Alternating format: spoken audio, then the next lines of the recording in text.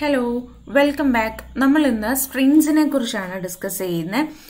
നമ്മളെല്ലാം പലതരം programming languages എല്ലാം കണ്ടിട്ടുള്ളവരാണ്. അപ്പോൾ ഇതിനകത്തെല്ലാം നമ്മൾ ഡിഫറെൻറ്റ് ക്യാരക്ടേഴ്സ് കാണുന്നുണ്ട്. ക്യാരക്ടേഴ്സ് എന്ന് പറഞ്ഞാൽ ആൽഫബറ്റ്സ് മാത്രമല്ല എന്ന് നമുക്കറിയാം. അപ്പോൾ അതിനകത്ത് ഡിജിറ്റ്സ് വരുന്നുണ്ട്, സ്പെഷ്യൽ ക്യാരക്ടേഴ്സ് വരുന്നുണ്ട് അല്ലേ.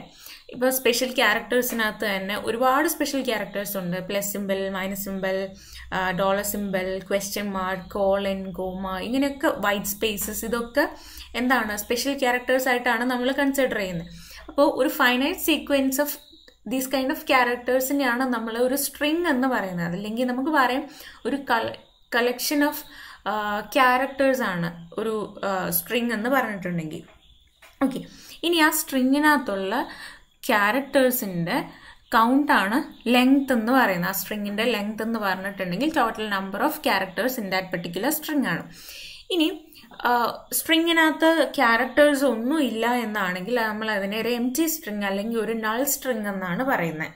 ഓക്കെ, ഇനി ഒന്ന് രണ്ട് എക്സാമ്പിൾസ് നോക്കാം. ഇപ്പോൾ ഇവിടെ 4 എക്സാമ്പിൾസ് നിങ്ങൾക്ക് തന്നിട്ടുണ്ട്. ആദ്യത്തെ എക്സാമ്പിൾ ഡേറ്റ സ്ട്രക്ചേഴ്സ് എടുക്കുകയാണെങ്കിൽ ഇതിനകത്ത് കുറച്ച് ആൽഫബറ്റ്സ് മാത്രമാണ് നമ്മൾ കാണുന്നത് അല്ലേ. ആൽഫബറ്റ്സ് ഉണ്ട്, ദെൻ ഒരു വൈറ്റ് സ്പേസും ഉണ്ട്. ദെൻ അടുത്തത് ഇതിനകത്ത് വൈറ്റ് സ്പേസസ് ഉണ്ട്, ആൽഫബറ്റ്സ് ഉണ്ട്, സ്പെഷ്യൽ ക്യാരക്ടറും ഉണ്ട്. മൂന്നാമത്തതിനകത്ത് വൈറ്റ് സ്പേസസ് മാത്രമാണ് നമ്മൾ കാണുന്നത്. ലാസ്റ്റ് സ്ട്രിങ്ങിനകത്ത് ഒന്നുമില്ല. ശ്രദ്ധിക്കുക, ഇവിടെ എല്ലാ സ്ട്രിങ്ങിനെയും നമ്മൾ സിംഗിൾ കോട്ടിലാണ് എൻക്ലോസ് ചെയ്തിരിക്കുന്നത്.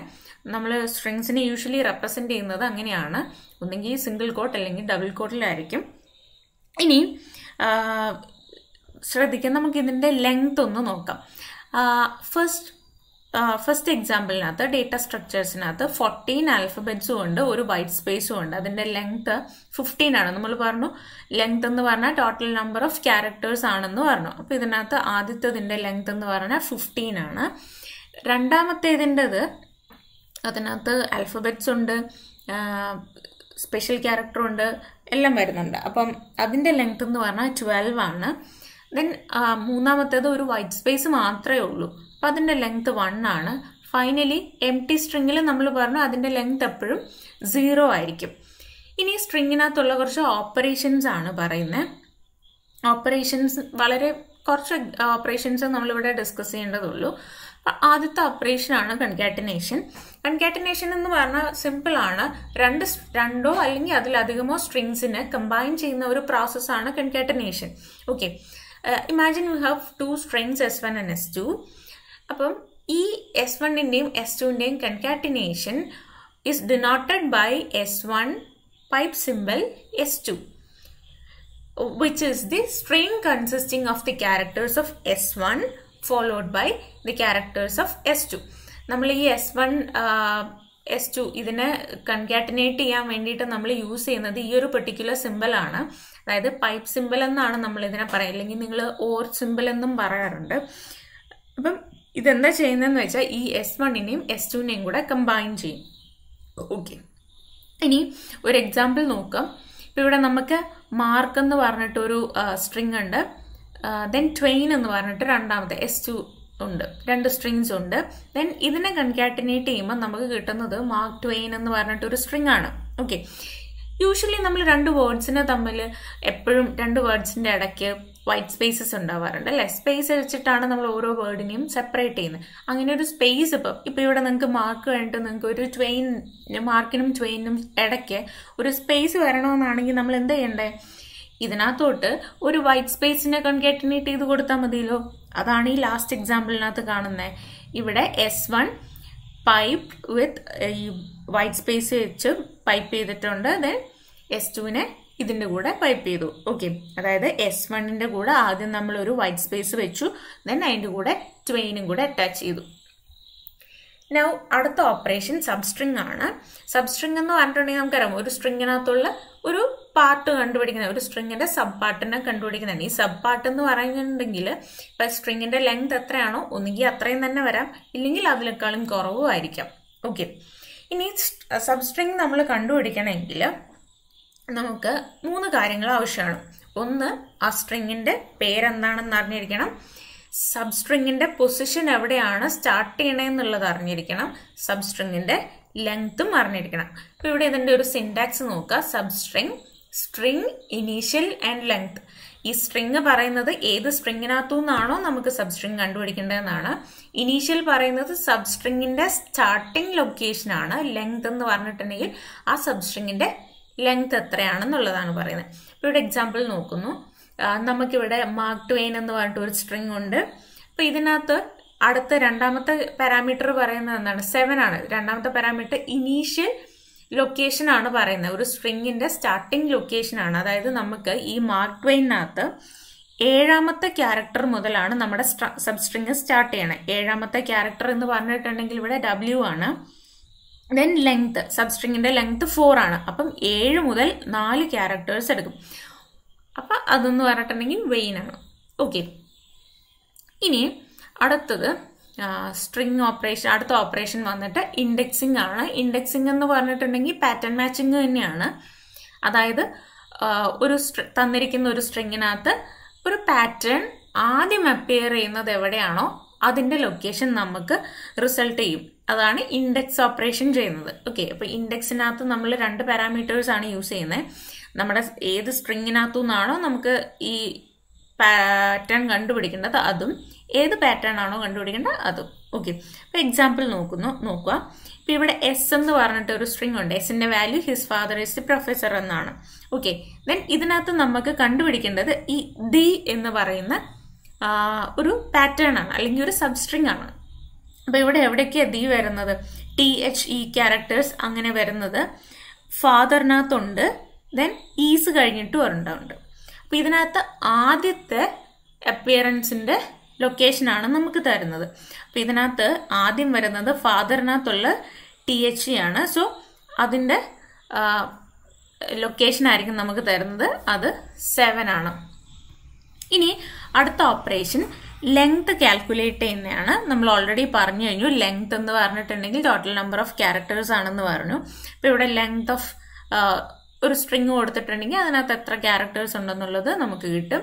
ഇവിടെ ലെങ്ത് ഓഫ് കമ്പ്യൂട്ടർ എന്ന് കൊടുത്തു. അപ്പോൾ കമ്പ്യൂട്ടറിനകത്ത് ടോട്ടൽ 8 ക്യാരക്ടേഴ്സ് ആണ്. So sizes or length is 8. ഇനി അടുത്തതൊരു ഇമ്പോർട്ടൻ്റ് ആയിട്ടുള്ള ഒരു അൽഗരിതമാണ് പാറ്റേൺ മാച്ചിങ് അൽഗരിതം. നമ്മൾ പറഞ്ഞു ഇൻഡെക്സിങ് തന്നെയാണ് പാറ്റേൺ മാച്ചിങ് എന്ന് പറഞ്ഞു.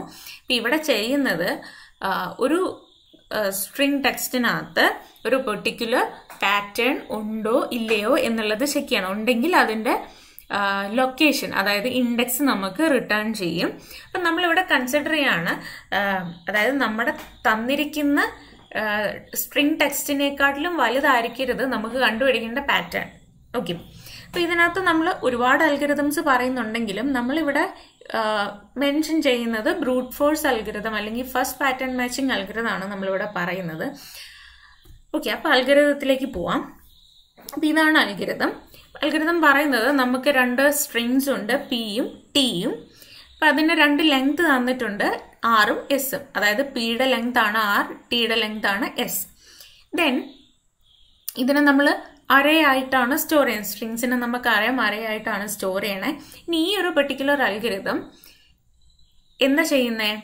ടി എന്ന് പറയുന്ന ടെക്സ്റ്റിനകത്ത് ഈ ഒരു പാറ്റേൺ ഉണ്ടോ ഇല്ലയോ എന്നുള്ളത് ചെക്ക് ചെയ്യും. ഓക്കെ, അതിന്റെ ഇൻഡെക്സ് റിട്ടേൺ ചെയ്യും എന്നിട്ട്. അപ്പൊ അതിന് വേണ്ടിയിട്ട് നമുക്കിവിടെ അൽഗരിതത്തിനകത്ത് നമ്മൾ 2 വേരിയബിൾസ് യൂസ് ചെയ്യുന്നുണ്ട് ലൂപ്പിങ്ങിനൊക്കെ വേണ്ടിയിട്ട്. അതായത് ആദ്യത്തെ വേരിയബിൾ കെ ആണ്, രണ്ടാമത്തേത് മാക്സ് ആണ്. കെയുടെ വാല്യൂ നമ്മൾ ഇനീഷ്യലി 1 ആയിട്ട് സെറ്റ് ചെയ്യുന്നു.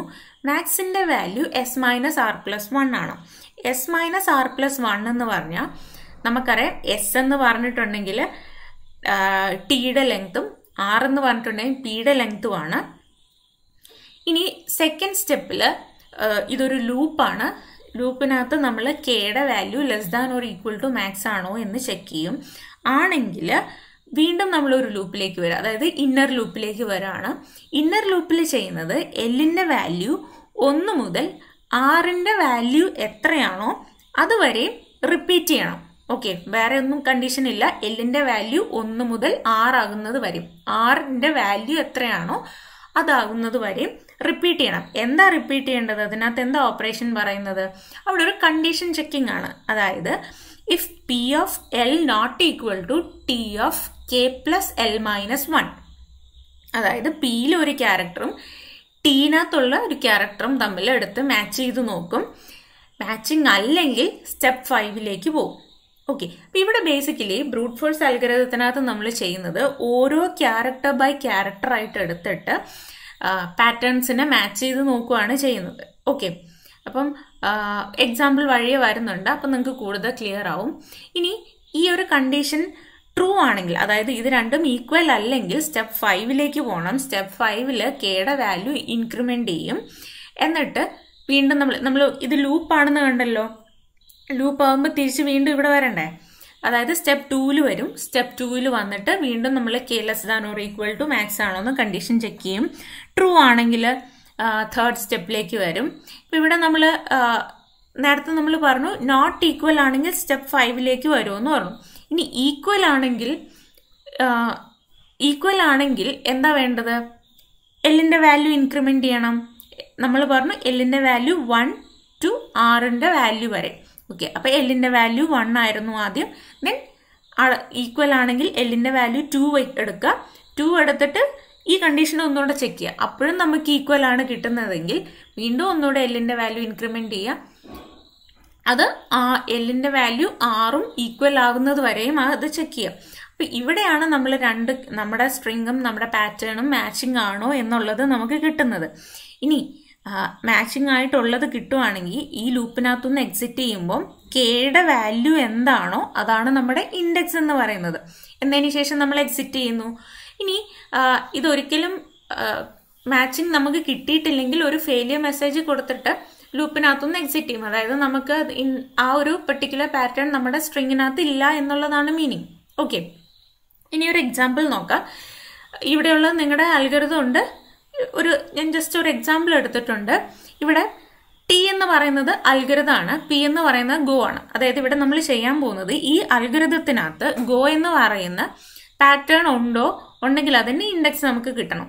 ഓക്കെ, അപ്പം പിയും ടിയും നമുക്കറിയാം. അങ്ങനെയെങ്കിൽ ആറും എസും എത്രയായിരിക്കും?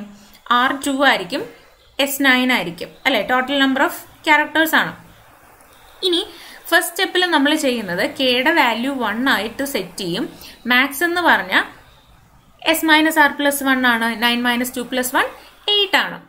ഇനി അടുത്ത സ്റ്റെപ്പിൽ കെയുടെ value less than or equal to max ആണെങ്കിൽ എന്ത് വേണം? തേർഡ് സ്റ്റെപ്പിലേക്ക് വരണം. അതായത് നമ്മൾ ഇന്നർ ലൂപ്പിലേക്ക് വരും. ഓക്കെ, അപ്പൊ ഇവിടെ എല്ലിന്റെ വാല്യൂ നമ്മൾ എന്താ എടുക്കാൻ പറഞ്ഞിരിക്കുന്നത്? 1 ആണ്. എല്ലിന്റെ വാല്യൂ 1 ആണ്. 1 മുതൽ ആറിന്റെ വാല്യൂ 2 ആണ്. അപ്പം എല്ലിന്റെ വാല്യൂ 1 മുതൽ 2 ആകുന്നത് വരെയും ഈ പറഞ്ഞ ലൂപ്പ് റിപ്പീറ്റ് ചെയ്യണം. അപ്പൊ ലൂപ്പിന്റെ ഉള്ളിൽ വരുന്ന എന്താ? ടി ഓഫ് എൽ എന്ന് പറയുന്നത് not equal to T of K plus L minus 1 ആണോ എന്ന് നോക്കും. അതായത് എല്ലിന്റെ വാല്യൂ നമുക്കിപ്പോ 1 ഉണ്ട്. കെ പ്ലസ് എൽ മൈനസ് 1 എന്ന് പറയാൻ കെയുടെ വാല്യൂ നമുക്കിപ്പോ എത്രയായിരുന്നു കിട്ടിയിരുന്നത്? 8 ആണ്. സോറി, കെയുടെ വാല്യൂ 1 ആണ്. Now 1 + 1 - 1 which is 1. അതായത് പി ഓഫ് 1ഉം ടി ഓഫ് 1ഉം, അതായത് P1 എന്ന് പറഞ്ഞാൽ G ആണ്, T1 എന്ന് പറഞ്ഞാൽ A ആണ്. രണ്ടും ഈക്വൽ ആണോ? നോട്ട് ഈക്വൽ ആണ്. നോട്ട് ഈക്വൽ ആണെങ്കിൽ നമ്മളോട് എന്താ പറഞ്ഞിരിക്കുന്നത്? ഗോ ടു സ്റ്റെപ്പ് 5 എന്നാ പറഞ്ഞിരിക്കുന്നത്. സ്റ്റെപ്പ് 5ൽ പോയിട്ട് നമ്മൾ കെയുടെ വാല്യൂ ഇൻക്രിമെന്റ് ചെയ്ത് 2 ആക്കുന്നു. 2 less than or equal to 8 ആണ്. കണ്ടീഷൻ ട്രൂ ആണ്. തേർഡ് സ്റ്റെപ്പിലേക്ക് വന്നു. എല്ലിന്റെ വാല്യൂ അഗെയിൻ 1 to 2 റിപ്പീറ്റ് ചെയ്യണം. പി ഓഫ് 1 എന്നത് T2, അതായത് കെ പ്ലസ് എൽ മൈനസ് 1. കെയുടെ വാല്യൂ ഇപ്പൊ എന്തായിരുന്നു? 2 ആയിരുന്നു. 2 + 1 - 1 എന്ന് പറഞ്ഞാൽ 2 തന്നെയാണ്. അപ്പൊ P1ഉം T2ഉം കമ്പയർ ചെയ്യുന്നു. P1 G ആണ്, T2 L ആണ്. കമ്പയർ ചെയ്തു. ഈക്വൽ അല്ല. നോട്ട് ഈക്വൽ ആണെങ്കിൽ ഫിഫ്ത്ത് സ്റ്റെപ്പിൽ പോയിട്ട് കെയുടെ വാല്യൂ ഇൻക്രിമെന്റ് ചെയ്യും. K3 ആകും. നൗ വീണ്ടും നമ്മൾ ഒന്നുകൂടെ ചെക്ക് ചെയ്യണം. K less than or equal to max ആണോ എന്ന് നമ്മൾ നോക്കി. കണ്ടീഷൻ ട്രൂ ആണ്. ട്രൂ ആണെങ്കിൽ നമ്മൾ അടുത്ത സ്റ്റെപ്പിലേക്ക് വരുന്നു. അടുത്ത സ്റ്റെപ്പിൽ എന്താണ്? Repeat for L equal to 1 to R. അതായത് എല്ലിന്റെ വാല്യൂ 1 ആയി. 1 മുതൽ 2 വരെ എല്ലിന്റെ വാല്യൂ 1ഉം 2ഉം ആകുന്നത് വരെ ഈ ലൂപ്പ് റിപ്പീറ്റ് ചെയ്യണം. അപ്പൊ പി ഓഫ് എൽ, അതായത് പി ഓഫ് 1 എന്നത് ടി ഓഫ് 3 ആണ്. അതായത് ജിയും ജിയും ഈക്വൽ ആണ്. ഈക്വൽ ആണെങ്കിൽ എന്താ വേണ്ടേ? എല്ലിന്റെ വാല്യൂ ഇൻക്രിമെന്റ് ചെയ്യണം. എൽ ഇപ്പൊ 2 ആയി. അപ്പം പി ഓഫ് 2ഉം ടി ഓഫ് 4ഉം കമ്പയർ ചെയ്യും. ഓയും ആണ് അല്ലെ? അതും ട്രൂ ആയി. ഇനി എല്ലിന്റെ വാല്യൂ 3 ആവും. അപ്പൊ നമുക്ക് എല്ലിന്റെ വാല്യൂ 1 to 2 ആവുന്നത് വരെ നിൽക്കേണ്ടത് കണ്ടീഷൻ ചെക്ക് ചെയ്യേണ്ടതുള്ളൂ. 3 ആവുന്നത് നമുക്ക് ചെക്ക് ചെയ്യേണ്ട കാര്യമില്ല. 2 വരെ ആയി, അതായത് നമുക്ക് അവിടെ പാറ്റേൺ കിട്ടിക്കഴിഞ്ഞാല് എന്താ നമ്മൾ പറഞ്ഞിരിക്കുന്ന ഇൻഡെക്സ് എന്ന് പറയുന്നത് കെയുടെ വാല്യൂ ആക്കുക. കെയുടെ വാല്യൂ എത്രയാണ് നമുക്ക് തൊട്ട് മുന്നേ കിട്ടിയിരിക്കുന്നത്? 3 ആണ്. അപ്പം അതാണ് നമ്മുടെ പാറ്റേണിന്റെ ലൊക്കേഷൻ എന്ന് പറയുന്നത്. എന്നിട്ട് എക്സിറ്റ് ചെയ്യാം. ഓക്കെ, അൽഗോരിതം മനസ്സിലായെന്ന് കരുതുന്നു. ഒന്നുകൂടെ നിങ്ങൾ റിപ്പീറ്റ് ചെയ്ത് നോക്കി നോക്കുക. 1-2 എക്സാമ്പിൾസും കൂടെ നോക്കാം നമുക്ക്. അപ്പം അതൊന്ന് ചെയ്ത് നോക്കിയാൽ നിങ്ങൾക്ക് ഒന്നുകൂടെ ക്ലിയർ ആവും. ഇപ്പൊ ഇവിടെ നമുക്ക് ടി എന്ന് പറഞ്ഞാൽ നമുക്കൊരു ടെക്സ്റ്റ് തന്നിട്ടുണ്ട്, അറൌണ്ട് ദി ഗ്ലോബ് എന്ന് പറഞ്ഞിട്ട്. അറൌണ്ട് ദി ഗ്ലോബിൽ നമ്മൾ ഡി എന്ന് പറയുന്ന പാറ്റേൺ ഉണ്ടോന്നും ഹെർ എന്ന് പറയുന്ന പാറ്റേൺ ഉണ്ടോന്നും ഇത് രണ്ടും ഒന്ന് ചെക്ക് ചെയ്ത് നോക്കാം. ഓക്കെ, അപ്പൊ നിങ്ങൾക്ക് അൽഗോരിതം ഒന്ന് ക്ലിയർ ആവും ഒന്നും കൂടെ. Okay, thank you.